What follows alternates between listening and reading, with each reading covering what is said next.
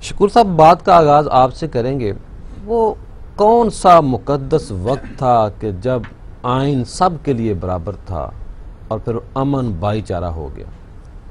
بسم اللہ والصلاة والسلام علی رسول اللہ وعلی آلہ واصحابہ اجمعین الی یوم الدین۔ سب سے پہلے آپ کا بہت شکریہ، آپ نے اپنے پروگرام میں دعوت دی۔ نبی کریم صلی اللہ علیہ وسلم نے اپنے دور میں ہی اتنا خوبصورت معاشرہ تشکیل دیا کہ وہاں عام صحابی بھی نبی کریم صلی اللہ علیہ وسلم سے بھی بدلے کا حق رکھتا تھا، اگرچہ وہ چاہتے نہیں تھے، لیکن نبی کریم صلی اللہ علیہ وسلم نے ایسا ماحول دے دیا اور اتنی شفقت ان پہ فرمائی کہ ایک صحابی آئے، انہوں نے کہا یا رسول اللہ صلی اللہ علیہ وسلم، فلاں موقع پر آپ نے مجھے چھڑی ماری تھی، آپ نے چھڑی پکڑا، فرمایا بدلہ لے لو۔